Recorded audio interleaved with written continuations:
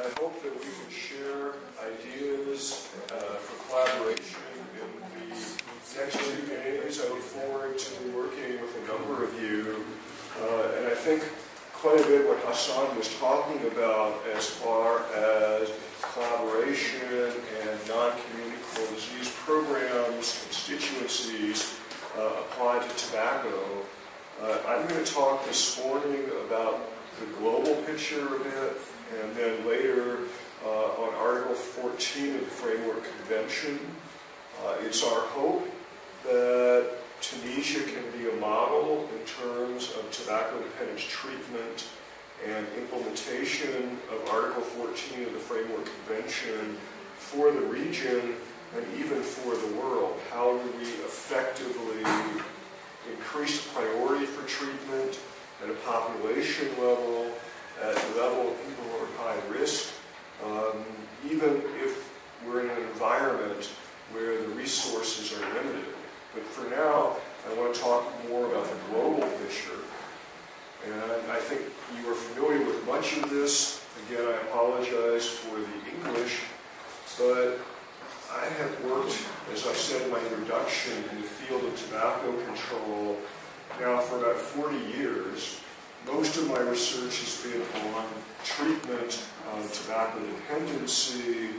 I am trained as a psychologist. I came to public health in 1988, and I learned to recognize the tobacco industry as a disease vector. The tobacco industry spends billions of dollars promoting the epidemic and resisting effective tobacco control measures. So I feel very negatively about the tobacco industry and the influence. And I'm concerned in Tunisia, there already is a high prevalence of tobacco use among men. In much of the African continent, that is not true, but tobacco use is increasing. And it's an epidemic that is happening and will continue to happen.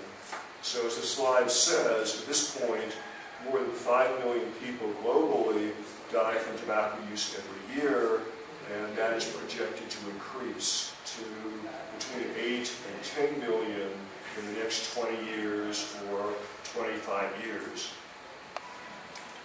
And so, and I think in speaking to you, you know the basic information, but I talk to audiences that are not aware of just how harmful tobacco is or the devastation of the epidemic. Tobacco will kill more than all of these other conditions combined.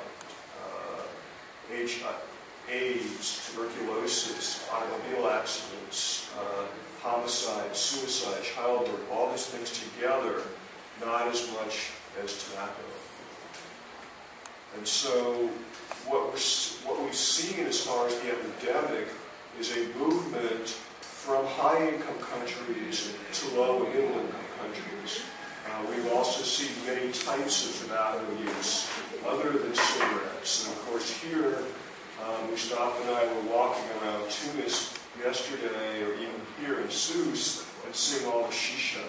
Very popular shisha. And that's actually popular in Minnesota among our students.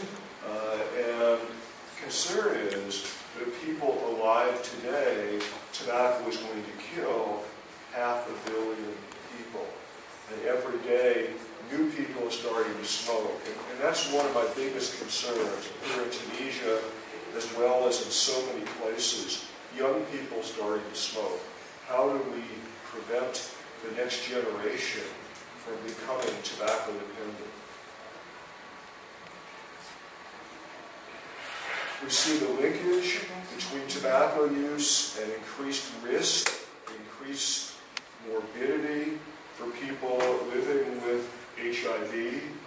We see the interaction, particularly in countries like China, where there's a lot of indoor air pollution as well as outdoor air pollution in terms of that and the exposure through smoking, and with tuberculosis. And I mentioned tuberculosis is one of the diseases that is responsible for just the increasing burden globally.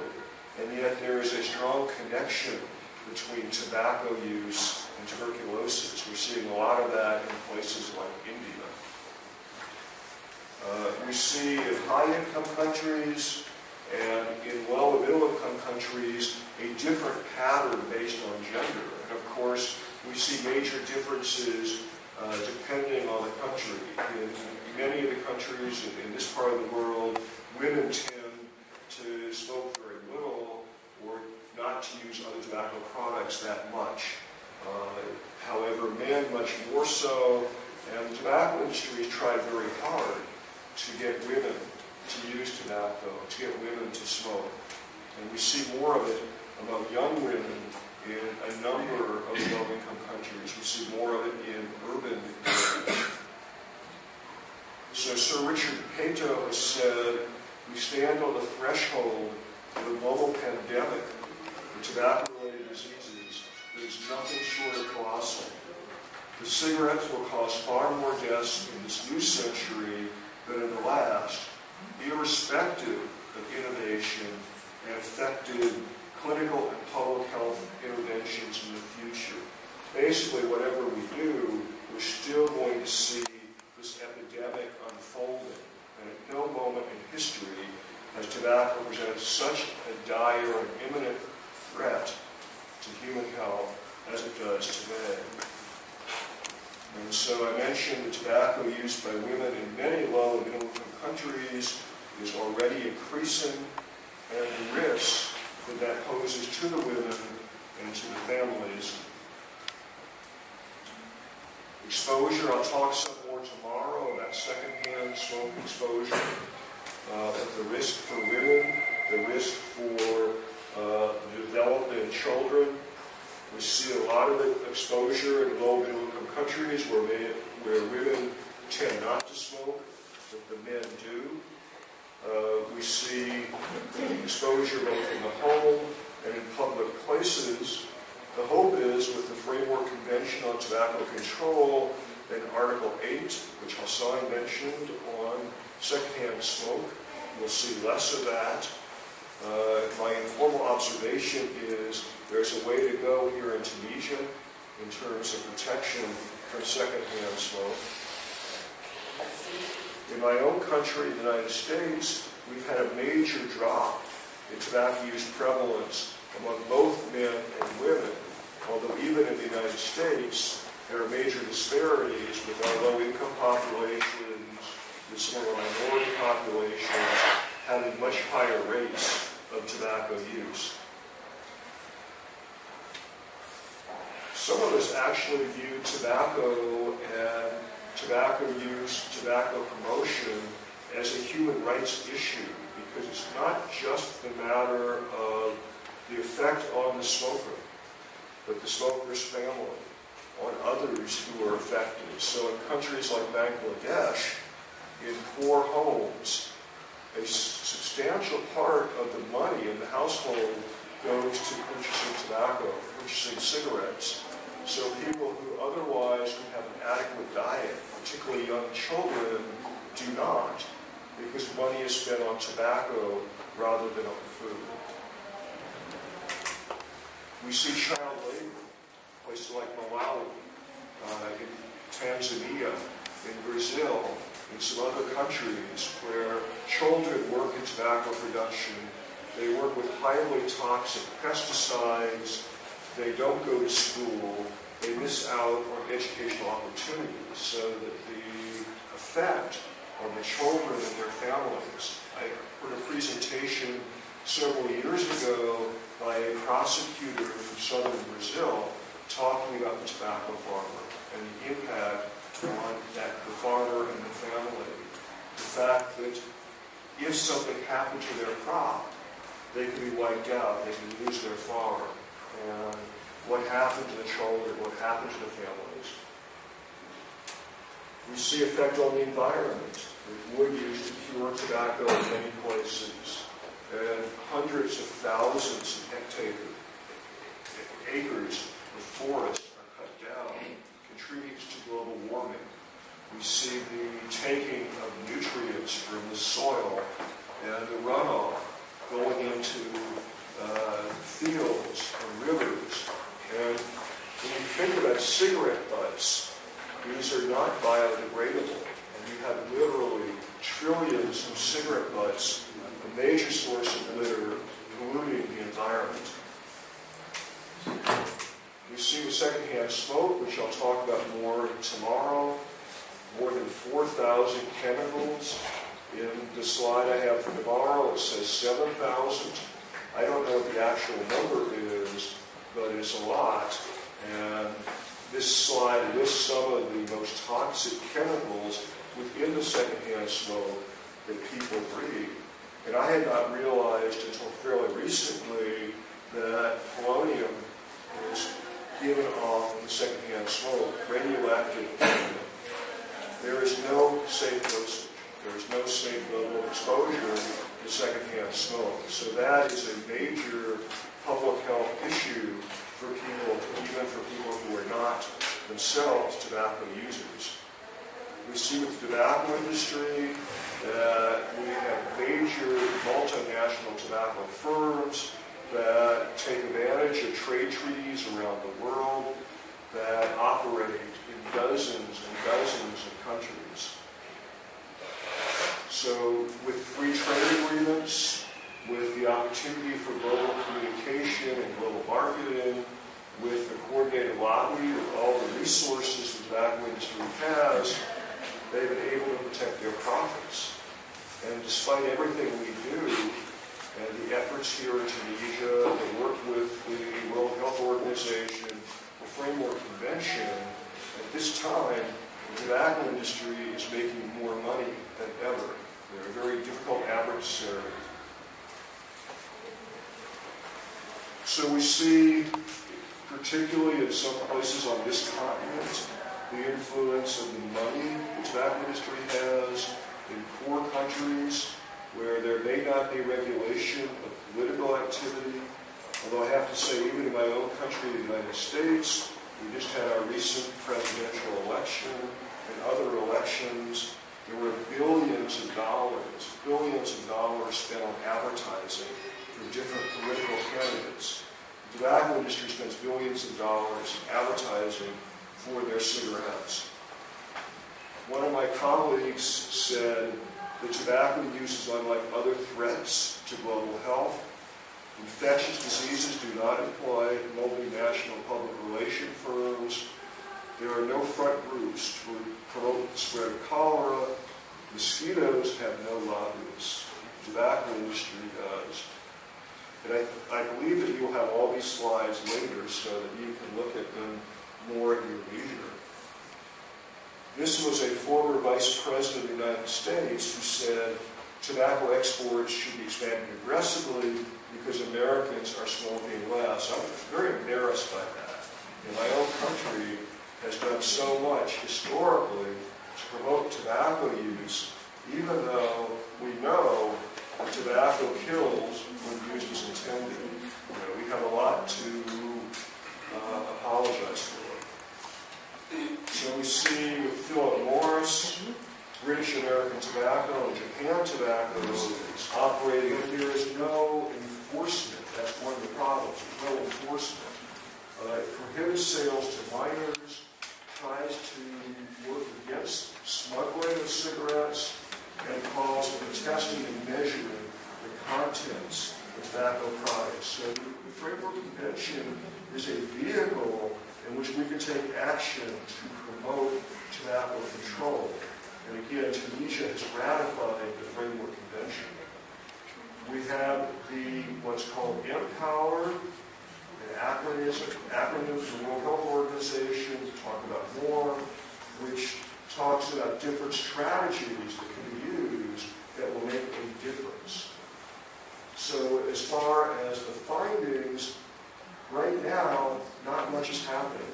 Even as far as getting the data, which we need to do, and Hassan's group has collected quite a bit of very important data. We need to know what portion of the population is smoking, what portion of adolescents, what kind of tobacco products, how is this changing over time. We're not getting that in more than half the countries in the world. And for other parts of Empower, only 5% is covered by smoke-free policy. We are not getting help for tobacco users to quit. And that's my personal, that's what I work on the most. How do we get tobacco treatment to people that need it? How do we support people in quitting? And I want to learn a lot more about people's beliefs as far as tobacco harms, people's interest in quitting, habits in terms of using tobacco among various professionals. How do we get not just physicians involved, but nurses? Somebody here is a dentist, pharmacists, and different leaders that can make a difference. There are very few tobacco users get help to quit. I would argue that it's an ethical problem, an ethical issue to raise the price of tobacco, to restrict what people can use tobacco, and provide no help for people who want to quit. We don't have package warnings in most countries, although that's getting better. And most countries still allow lots of advertising and promotion. In many countries, the taxes are very low. There is so much more we can do, and Empower gives a strategy, or what we might call a roadmap, for addressing tobacco and tobacco control. We have formed a movement or an effort called the Human Rights and Tobacco Control Network, because as I said a little while ago, this is a human rights issue. We have an industry that is spending billions of dollars every year to promote tobacco. People don't know. Physicians in Indonesia think it's safe to smoke 10 cigarettes a day. The problem with at least people being able to make an informed choice about tobacco, to know how addictive it is. There is a human right recognized by the United Nations to the highest attainable standard of health. And smoking undermines that human right to the highest attainable standard. Human rights treaties, the International Convention on the Elimination of All Forms of Racial Discrimination, CEDAW, or the Convention on Elimination of All Forms of Discrimination against Women, Convention on the Rights of the Child, all contain language that can be used to support tobacco control. So what we're trying to do in the human rights effort is to have more engagement of those of us in tobacco control with human rights and with advocates for human rights, and to identify ways that we can work together to collaborate, to build bridges. So as we develop coalitions in terms of increasing research, increasing resources, we hope, because the amount of money for tobacco control is so limited. It's limited in the United States. It is very limited in much of the rest of the world. And trying to convince our students, trying to convince our new leaders, the leaders of the future, that this is an important problem that deserves attention. So I have the privilege of chairing the International Liaison Group on Tobacco or Health, and that group, that committee, decides where the World Conferences on Tobacco or Health are held every 3 years. And it's my goal as chair of that committee to work to make these conferences more influential, to have more impact on tobacco control, to facilitate networking. The next conference is going to be in 2015 in Abu Dhabi, and I'm hoping to have a very strong regional effort in connection with that conference, and to have Tunisia very well represented there and a leader in the region. But as far as conclusions, tobacco represents a unique combination of lethality and neglect. If present trends continue, there will be 1 billion tobacco-related deaths in this century. These deaths are preventable. And even a 10% reduction, if we could end that, we could change that curve of the epidemic, it would have tremendous public health impact. And I take that as a goal, and I take that as a challenge. And my question for you is how much more can we do here in Tunisia and in Africa and in the world if we work together, if we use all the tools at our disposal, we support continuing research, we apply and we apply what we know and what we learn. So thank you for your attention. prevention and